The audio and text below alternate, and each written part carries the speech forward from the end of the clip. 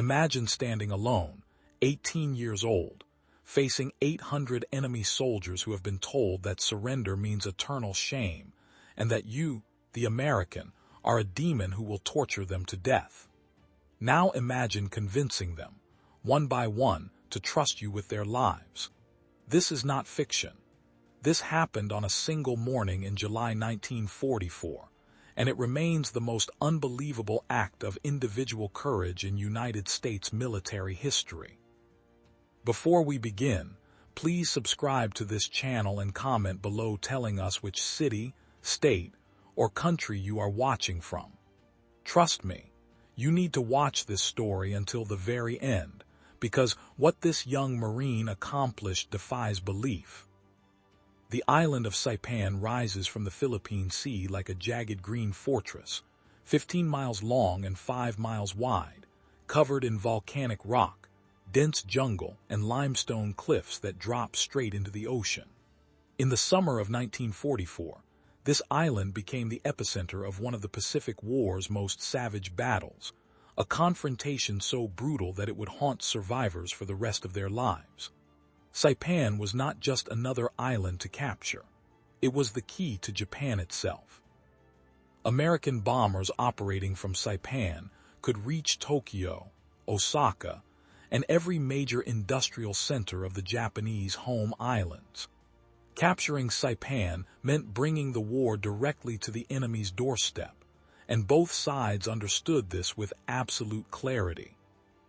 When the United States Marines stormed ashore on June 15, 1944, they stepped into a nightmare. The Japanese defenders, more than 30,000 troops commanded by Lieutenant General Yoshitsugu Sato, had transformed the island into a maze of fortified caves, hidden artillery positions, and interconnected tunnels carved deep into the volcanic rock. The Japanese strategy was not merely to defend Saipan, but to make the Americans pay for every inch of ground with rivers of blood. From the moment the first landing craft hit the beaches, Marines died in waves. Japanese machine gunners, hidden in concrete pillboxes and camouflaged spider holes, cut down advancing troops with methodical precision. Mortar shells rained from the hills. Snipers tied themselves into palm trees and fired until they were killed. The sand turned red. Among the thousands of young Marines fighting through this hell was Private Guy Gabaldon, an 18-year-old from East Los Angeles who should never have been there at all. Gabaldon was Mexican-American, raised in the barrio, a street kid who grew up surrounded by poverty and violence. But Guy Gabaldon possessed something that would prove far more valuable than any weapon the Marine Corps could issue. He spoke Japanese. Not textbook Japanese learned in a classroom, but the rough, informal Japanese of the streets, picked up from Japanese American friends in his neighborhood before the war. While other boys played baseball, Gabaldon had lived with a Japanese-American family, the Nakanos, who took him in when his own home life became unbearable. He ate at their table, learned their customs, absorbed their language. When the war began and Japanese Americans were rounded up and sent to internment camps, Gabaldon joined the Marines, carrying with him a linguistic skill that military intelligence would have paid dearly for, if only they had known. But the Marine Corps did not know. Guy Gabaldon was just another rifleman, another teenage body thrown into the meat grinder of island warfare. He landed on Saipan with the 2nd Marine Division, waded through waist-deep water under withering fire, and scrambled across corpse-strewn beaches toward an enemy that fought with suicidal determination. In the first days of the battle, Gabaldon watched friends die in explosions that left nothing recognizable behind. He saw men burned alive by flamethrowers, heard the screams of the wounded calling for medics who never came because the medics were already dead. This was industrial slaughter on a scale that turned human beings into statistics. The Japanese soldiers defending Saipan had been indoctrinated since childhood to believe that surrender was the ultimate dishonor, a betrayal of the emperor and everything sacred. They were told that Americans were subhuman monsters who would torture prisoners, mutilate their bodies, and desecrate their remains. Death was preferable to capture. This was not propaganda they questioned. This was truth, embedded so deeply in their consciousness that even when facing certain annihilation, Japanese soldiers chose suicide over surrender. They clutched grenades to their chests and pulled the pins. They charged American positions with bayonets, screaming, knowing they would die within seconds. And they did die in such overwhelming numbers that the island began to smell of death, a thick, sweet rot that clung to everything. But the true horror of Saipan was not limited to soldiers.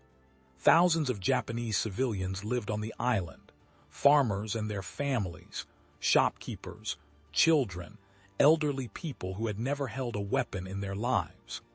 The Japanese military commanders told these civilians the same lies they told their troops, that Americans were savages who would rape the women, murder the children, and commit atrocities beyond imagining. When the battle turned against the Japanese forces, when it became clear that the island would fall, these civilians faced an impossible choice: surrender to the American demons or die with honor. They chose death. On the northern cliffs of Saipan, at places that would become known as Banzai Cliffs and Suicide Cliffs, hundreds of Japanese civilians threw themselves into the sea. Mothers clutched their babies and jumped. Old men and women held hands and stepped into the void. Children were pushed off the edge by their own parents, who believed they were saving them from a fate worse than death. American soldiers, watching through binoculars from positions below, screamed through loudspeakers in broken Japanese, begging them to stop, promising safety and medical care. But the civilians could not hear, or would not listen, or could not believe. They jumped, one after another, bodies tumbling through the air and smashing against the rocks below. The ocean turned red with their blood. This was the world Guy Gabaldon inhabited in early July 1944. A world where language meant nothing because no one believed words anymore. A world where trust had been burned away by propaganda and terror.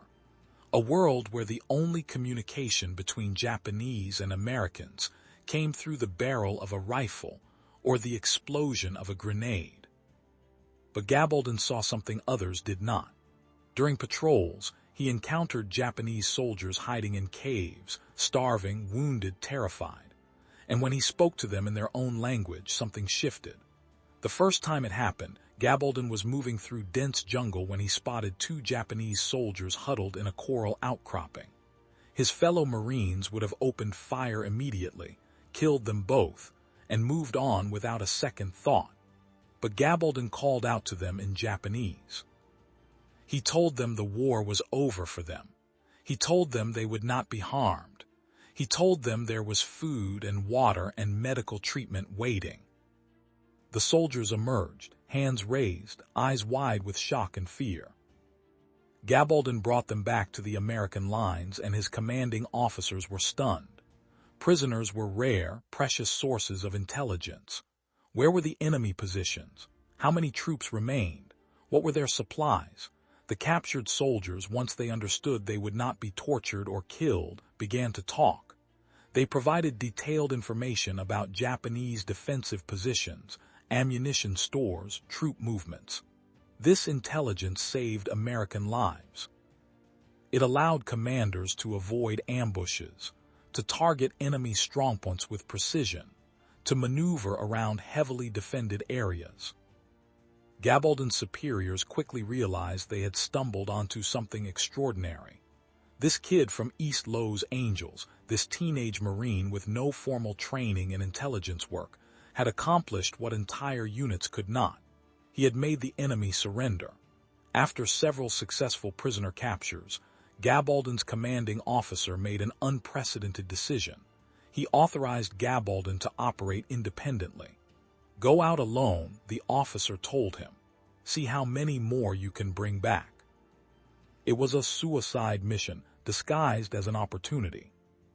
For days, Gabaldon went out into the jungle alone, armed with only a rifle, a pistol, and his ability to speak Japanese. He moved like a ghost through enemy territory, listening for voices, tracking footprints, finding caves where Japanese soldiers hid from American patrols. And every time he found them, he talked. He negotiated. He promised safety in exchange for surrender. Some soldiers refused and fought to the death. But others, exhausted and starving, listened to this American boy speaking their language and made a choice they never thought possible. They surrendered. By the end of June, Gabaldon had captured dozens of prisoners. His reputation spread through the Marine ranks. Officers who had never heard of him suddenly wanted to know everything about his methods. Intelligence units requested his prisoners for interrogation. And Gabaldon kept going out, alone, night after night, walking a razor's edge between life and death. Then came July 8, 1944. The night before, on July 7th, the Japanese military commanders on Saipan made a final, desperate decision. They would launch a massive Banzai attack, throwing every remaining soldier against the American lines in one suicidal charge. If they could break through, if they could create enough chaos and terror, perhaps they could turn the tide of battle.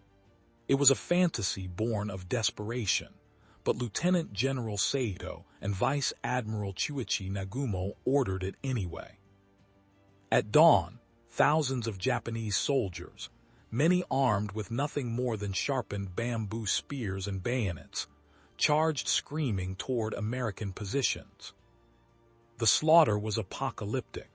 American machine guns mowed down wave after wave of attackers.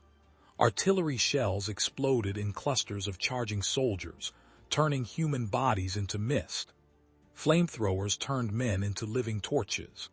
The Japanese kept coming, kept dying, kept screaming, until the ground was carpeted with corpses and the wounded crawled over their dead comrades, still trying to reach the American lines.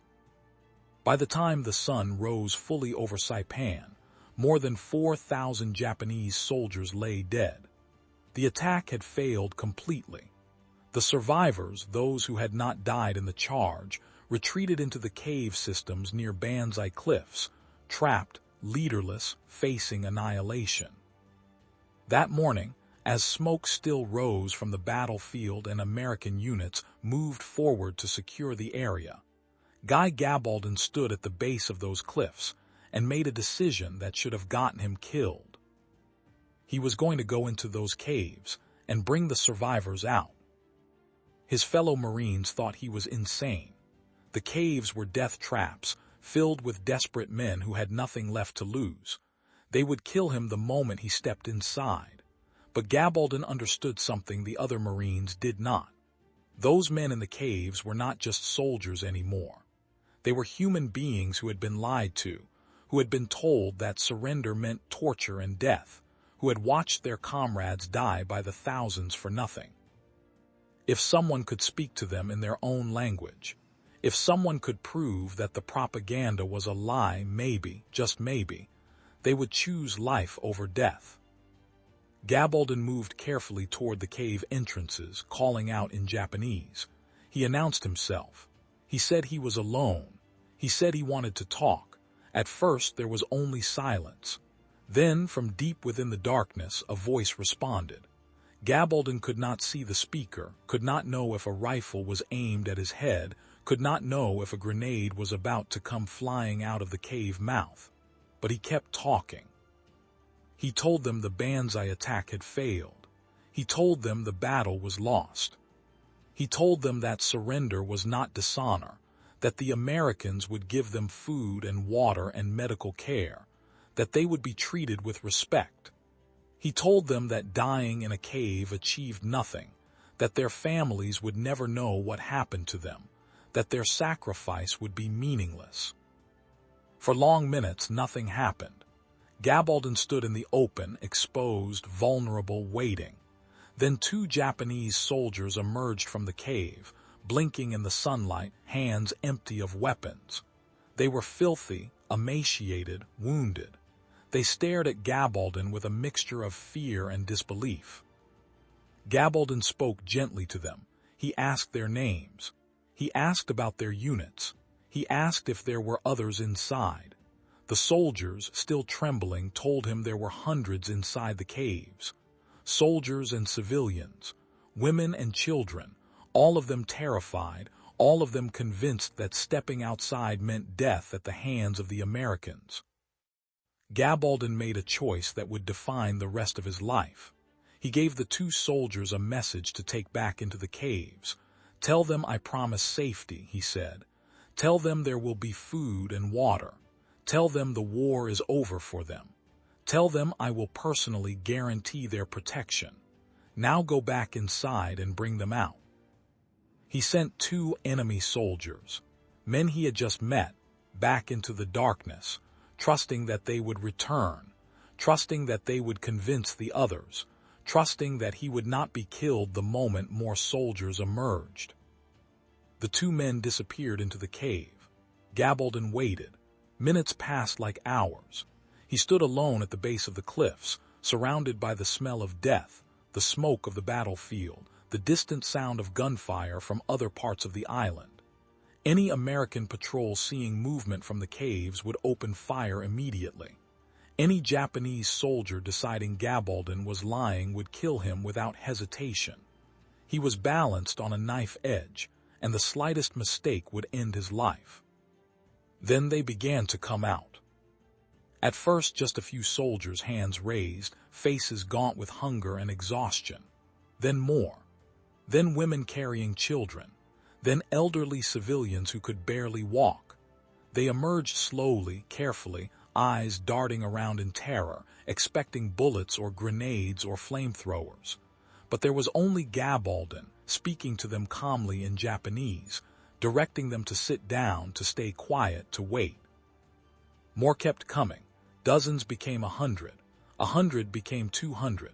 They poured out of the cave systems like refugees fleeing a burning city, and Gabaldon moved among them, speaking constantly, reassuring, organizing, keeping them calm. He found a Japanese officer among the group, a captain who still wore his sword and uniform. Gabaldon spoke directly to the officer, explaining the situation with brutal honesty. The battle was lost. Japan could not hold Saipan.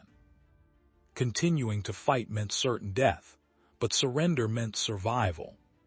The Japanese officer listened, his face unreadable.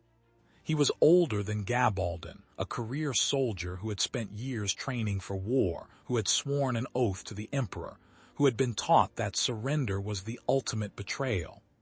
But he looked at the civilians around him, the starving children, the wounded men who would die without medical care, and he made a decision. He ordered his men to surrender. By mid-morning, approximately 800 Japanese soldiers and civilians sat in organized groups at the base of the cliffs, guarded by a single 18-year-old Marine. Gabaldon had no radio to call for support. He had no backup force to help control the prisoners. He was alone, surrounded by hundreds of people who, just hours earlier, would have killed him without hesitation. Now came the most dangerous part. He had to get them to the American lines without getting everyone killed by friendly fire. American forces, seeing hundreds of Japanese moving toward their positions, would assume an attack and open fire with everything they had. Gabaldon needed a surrender flag, something visible from a distance that would signal peaceful intent. He found a white undershirt among the prisoners, tied it to a stick, and raised it high above his head. Then he began to march, leading 800 former enemies across the battlefield toward American positions. The walk was a slow-motion nightmare. Every step brought them closer to trigger-happy Marines who had spent weeks watching their friends die at Japanese hands. Gabaldon shouted ahead in English, identifying himself, explaining the situation, begging the forward units not to fire. He could see American soldiers staring in disbelief, rifles raised, fingers on triggers. Officers scrambled to verify what they were seeing. Was this a trick, a desperate enemy ruse? How could one Marine be escorting hundreds of prisoners? But Gabaldon kept walking, kept talking, kept the white flag raised high. And slowly, incredibly, American units lowered their weapons and allowed the procession to pass. The prisoners were directed to holding areas, given water and rations, treated by medics. Intelligence officers swarmed the captured soldiers, asking questions, gathering information about Japanese defensive positions, troop strengths, supply routes. The information they provided was pure gold, intelligence that would save countless American lives in the final days of the battle. Word of Gabaldon's achievement spread like wildfire through the Marine Corps. Officers arrived to see the prisoners for themselves, unable to believe the reports. 800 prisoners captured by one teenage Marine in a single day. It was impossible. It defied every rule of warfare. And yet there they were, hundreds of former enemies who would have died in those caves if not for one kid from East Los Angeles who could speak their language and who chose to see them as human beings rather than targets. The Battle of Saipan officially ended on July 9, 1944, the day after Gabaldon's mass prisoner capture. The cost had been staggering.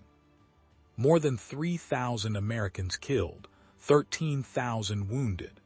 Japanese losses were catastrophic, more than 29,000 soldiers dead, along with thousands of civilians who chose suicide over surrender.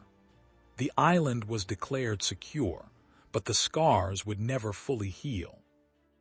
Guy Gabaldon continued his lone missions for the remainder of the campaign, bringing in more prisoners, saving more lives.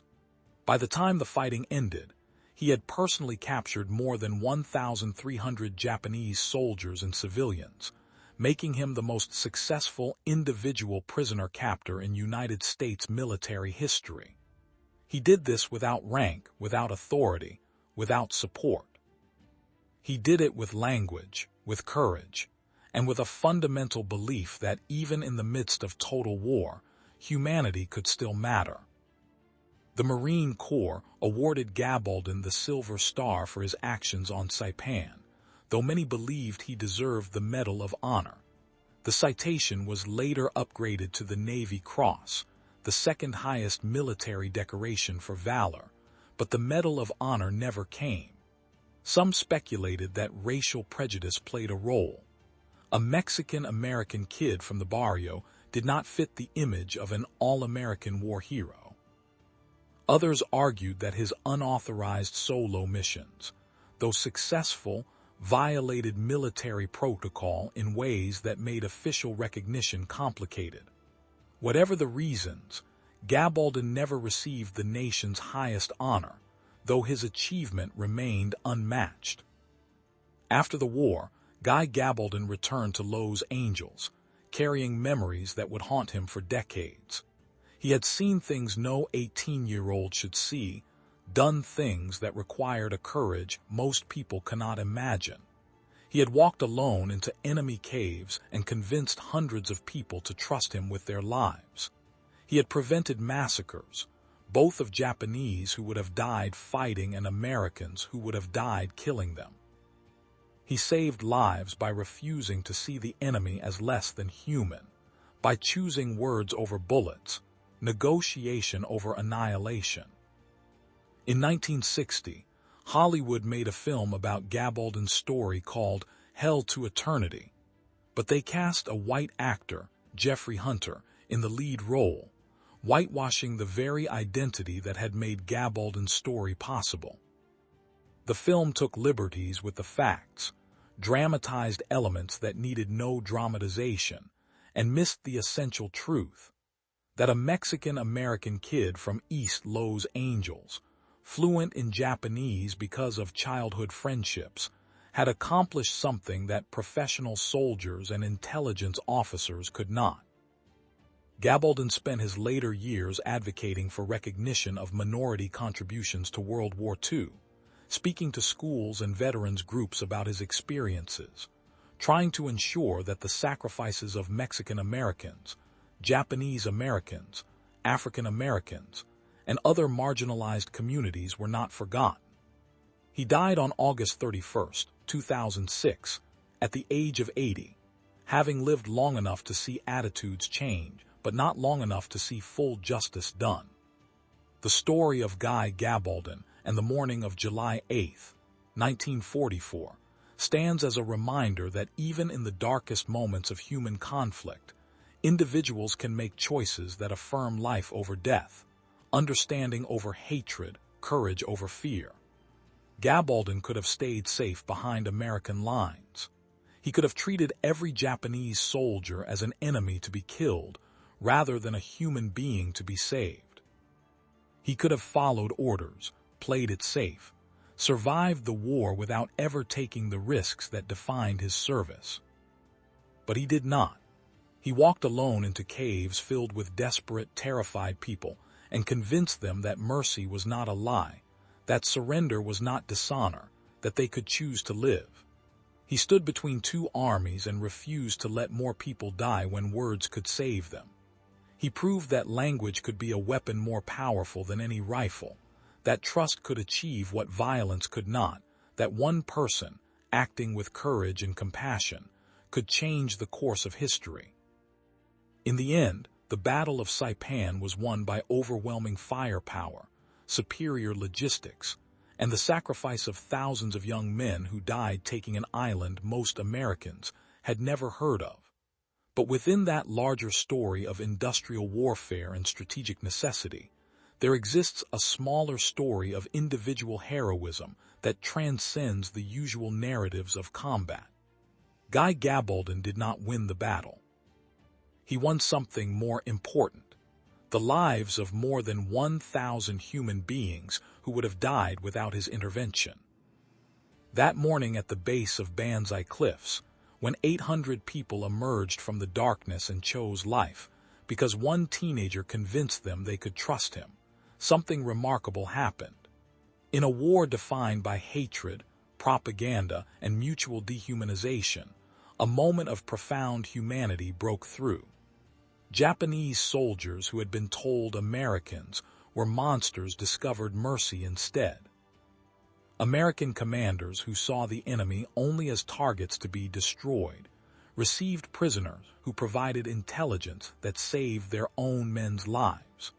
Civilians who had been prepared to throw themselves off cliffs survived to see their children grow up. None of this would have happened if Guy Gabaldon had not been willing to risk everything on the belief that language and courage could overcome fear and lies. His story is not just about one battle on one island in the Pacific. It is about the choices individuals make when faced with impossible situations, about the power of seeing the humanity in those we have been taught to hate, about refusing to accept that violence is the only answer.